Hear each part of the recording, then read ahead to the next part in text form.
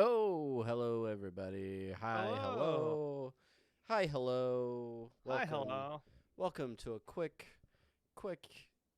post-show adventure in and out, 5 minutes. Just a regular old post-show adventure. Um, Let me see if I can get chat open here cuz I apparently forgot to open that. Brandon, Yeah. how you do? How I do? I do pretty good. How the hell do you do Ah, after that after a strange that's a bizarre episode. That was a little different. that was yeah. I would like to be happier about watching that. Um Let's switch to our normal the normal way people see us. Yeah. Um yeah, that how was how do I unpack it? Um, you know, I don't have to watch any porn later because I basically watched a weird dragon porn some where weird soul bonding where dragon slut. Uh there was somehow they worked incest soul bonding into the whole thing. Yeah, it was weird. It was weird. uh yeah, man. I don't even know where to start with it. I it's gonna need a rewatch. Yeah. Maybe I Yeah. don't need to rewatch it with my kid around. Yeah. Yeah. This, Uh I watch a lot of things with my kid. We watched Silent Night, Deadly Night 2 last night, and I said, "Hey, there's more boobs on the screen. Close your eyes." Um, and then this episode of Rick and Morty comes out, and I think to myself, "Oh, oh yeah, that's a yeah. lot. It's a lot of soul bonding." Yeah, Let me which I mean, I don't know. I don't know. Yeah. So I guess a quick recap. Uh, Morty is promised a dragon. He receives said dragon from a mystical dimension. Uh, Things go not as planned. And Rick soul bonds with said dragon. Uh, and then they have to go and kill a wizard in order to release the soul bond. There's a lot of uh, sex jokes, and Jerry finds a talking cat. So, um, I will say I feel like initial thoughts. This makes the heist episode seem way better. Uh, uh I don't know. I'm gonna need to process this one a bit. I Yeah, think. yeah, yeah, yeah, yeah. This one is so hard to talk about as far as like a post episode because I, I just I I mean you heard me say this out loud. Like this episode is so stupid. Uh, Yeah. I mean, it.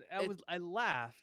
Well, there's like there were some things that initial joking wise, I was like laughed out loud a lot, and then it took the joke too far.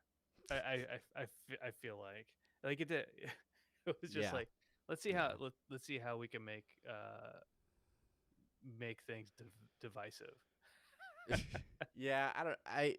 I feel like maybe I am a little um like I'm expecting too much because the Dungeons and Dragons versus Rick and Morty comics did such a good job tackling this sort of headspace that I feel like this episode never got to that level, and it didn't fully embrace D&D. It just kind of like mentioned it on the fringes.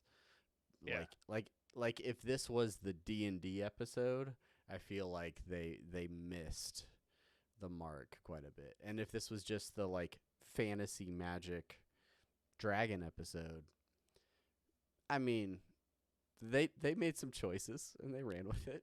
So they I don't they know. did I don't know. We'll see. they did certainly. Uh, it almost felt like I was watching a different show that's not Rick and Morty. That's kind of how I felt about it generally. Yeah. Yeah. I, Um, it yeah. I I want to rewatch it, and I'll get back to you yeah. with We'll keep expanded doing that thoughts. too. Uh, DJ Richie Diggs says Pootie Tang. Pootie Tang. All right, Oh, for sure. had to have. Yeah. There a couple of things that stand out in my mind just early on. The the riches, the treasure that the dragon was Uh, Balthazar or something, whatever his name was. His trove of ecto cooler and was it small soldiers spitting lollipops or something. yeah, yeah, that's right. I feel like a lot of that stuff's probably available in Justin Roiland's garage somewhere. Um, yeah, that stuff was fun. I don't know. I like that for a moment Rick is a little bit powerless because his technology doesn't work in this realm that they stumble into. So Yeah, yeah, yeah, yeah. That brings up a thing I'm gonna put in Reddit. Just as far as he had some kind of treaty with these folks in order to get a dragon.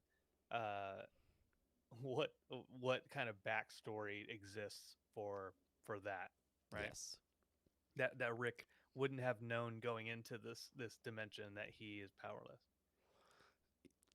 yeah. That's I don't Is know. And that I'm getting hung up on the B plot now as my mind wanders and I think about a talking cat that shows up and hangs out with Jerry and tries to get him to fly him down to Florida. And then the horrific backstory that he somehow comes from, but we never really. yeah? Never really get to. But Jerry's mind blowers continues to exist Yeah, in yeah. in canon. Um, Well, it huh. certainly is. Certainly is in the top 5 of episodes for season 4. There's a moment where Rick talks about a season finale. Could he possibly be talking about next week's episode? We'll find out. Ooh, we'll find out, or maybe at the end of all 10 episodes this season. Yeah, which is what I'm hoping for. All Yeah. right. Okay. Oh, yeah, we're so super excited tonight to talk about this after show. We'll have more thoughts. We're gonna do our rewatch. We'll have some internal discussions, and yeah, we'll hit you back up tomorrow night or a little bit earlier than this to talk Yes. about the brand new episode. Is the voice of the dragon the same as the voice they use for the unicorn on Robot Chicken? Alexis, Oh, I do not know I do not know because that. I am not. I have definitely watched Robot Chicken, not watching it enough to have any idea. But Matthew Broderick, definitely the voice of the cat.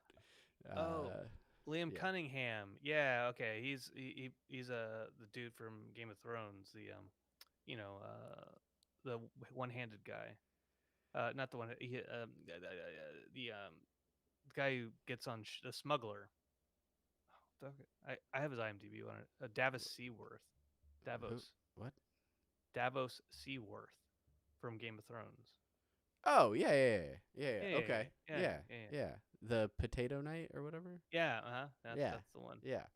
Artin says, I feel like they've been watching a bunch of talking cat movies on Disney Plus. I would afford them that excuse if Disney Plus had been uh, live when this episode was written, but I'm fairly certain that those timelines do not match up. Yeah. All Yeah, right.